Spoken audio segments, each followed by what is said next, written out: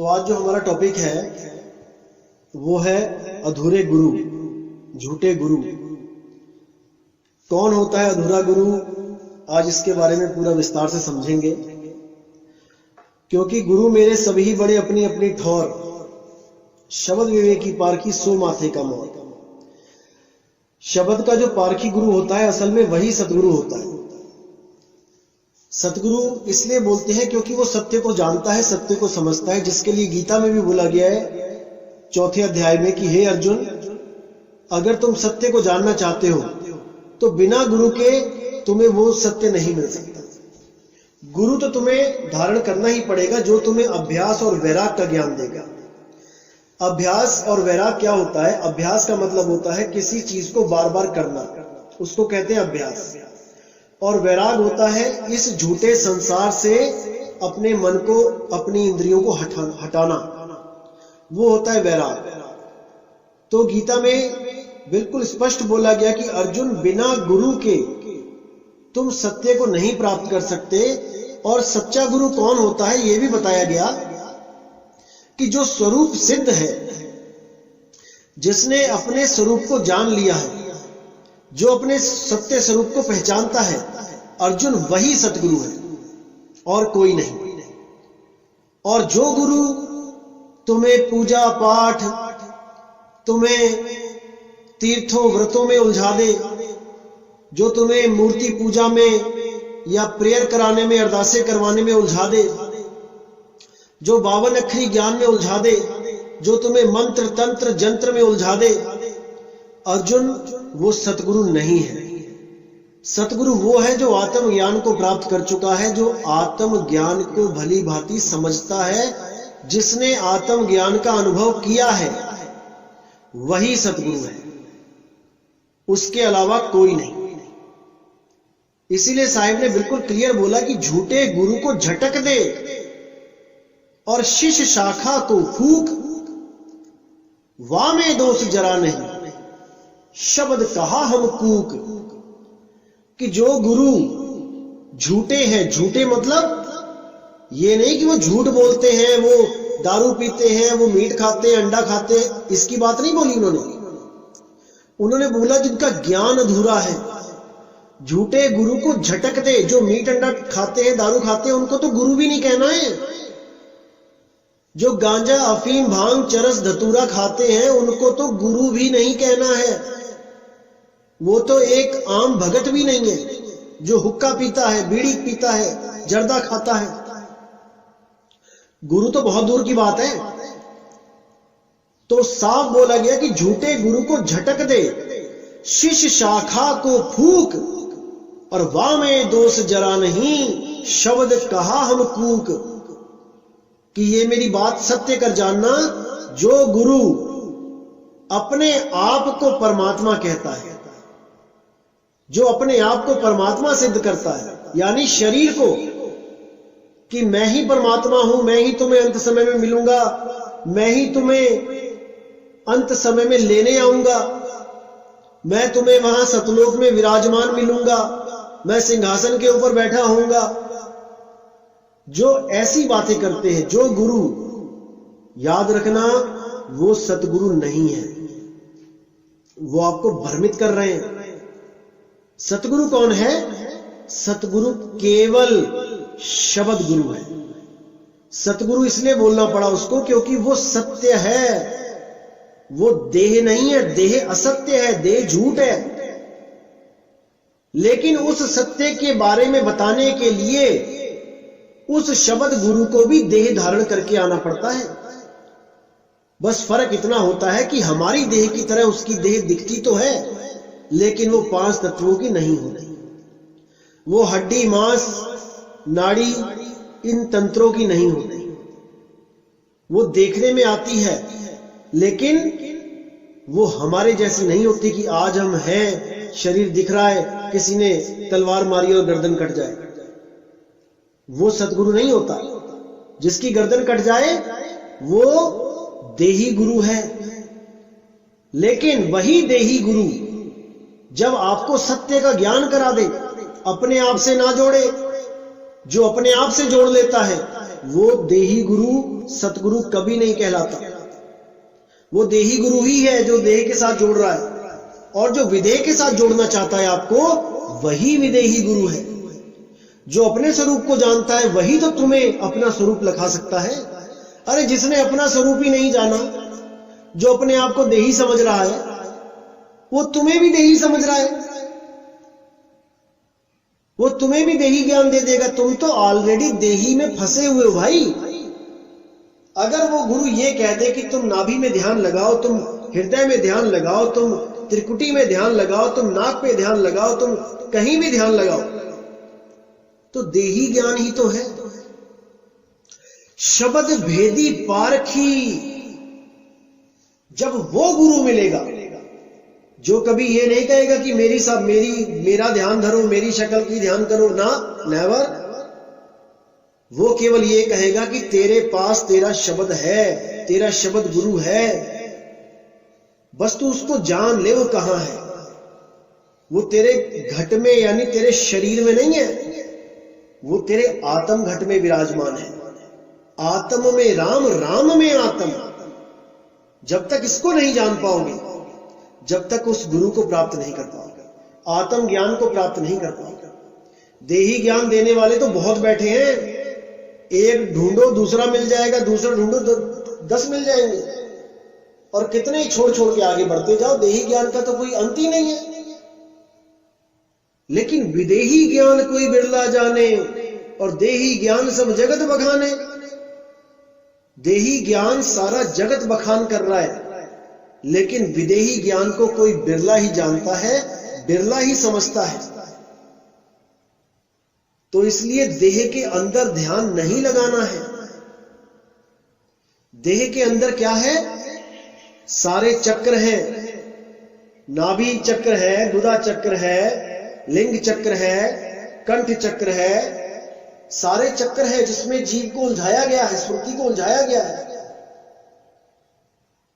ऐसा गुरु मिल जाए जो तुम्हें विदेही का ज्ञान दे दे, जो देह से परे है। जैसे सूरज की किरण किसी कुएं में पड़ी, अब अगर उस कुएं में किरण को हमेशा के लिए रख लिया जाए तो वो बंधन में है। और अगर कोई कहे कि कुएं में ही सूरज है, तो भैया वो अज्ञानी है। सूरज अधर में है, उसकी किरण आई है कुएं के अंदर, और कुएं को ही अपना घर मान बैठी है। और जब कुएं से परे जाएगी, कुएं से बाहर आएगी, तब उसको समझ में आएगा कि मेरा परमात्मा कहां है। इसीलिए बार बार बोला जाता है कि देही गुरु विदेही गुरु को अच्छी तरह समझ लो। अब कई लोग कहते हैं कि गुरु तो केवल परमात्मा होता है, देही गुरु नहीं होता है जी। बिल्कुल सही बात है, बिल्कुल सही बात है, क्योंकि गुरु तो परमात्मा ही है जो सबका गुरु है, लेकिन वो शब्द गुरु है। और उस शब्द का लखाव कौन करेगा भाई? अब कई कहते हैं जी ग्रंथों में देखो हृदय में लिखा है, या ग्रंथों में देखो श्वासों में लिखा है।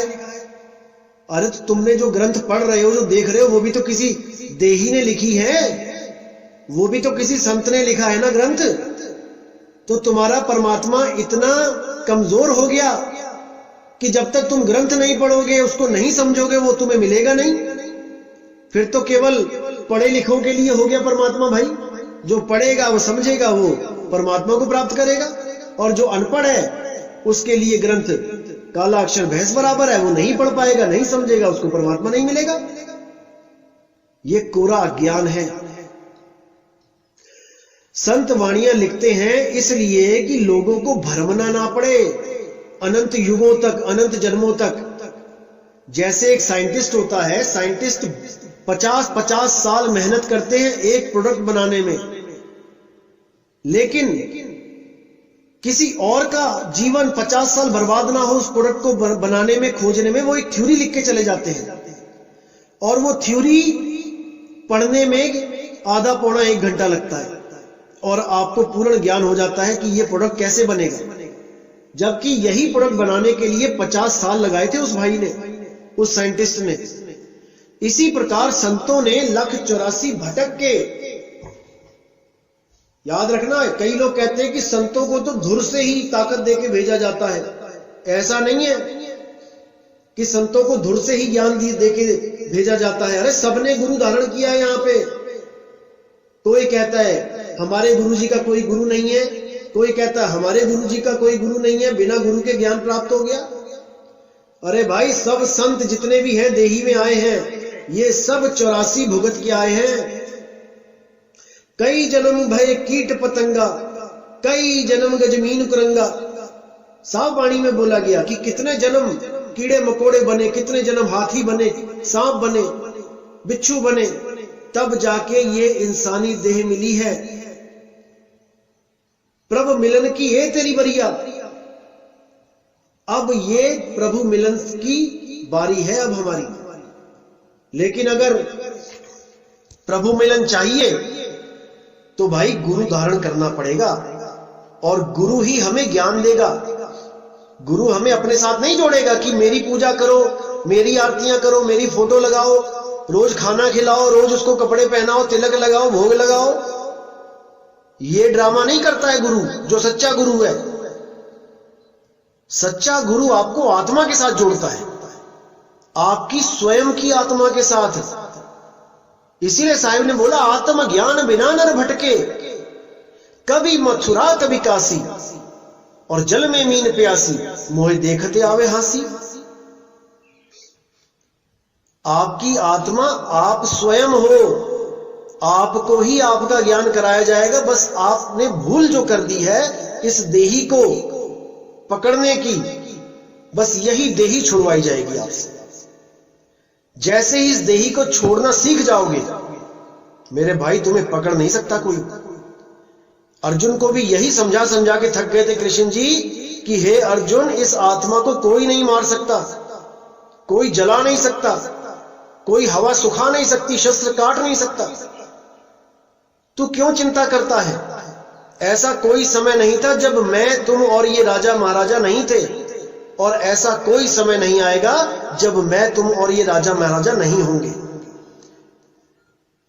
तो इसलिए बिल्कुल क्लियर गीता में भी यही बोला गया कि गुरु धारण करना ही पड़ेगा जो सत्य और असत्य का निबिड़ा कर सके।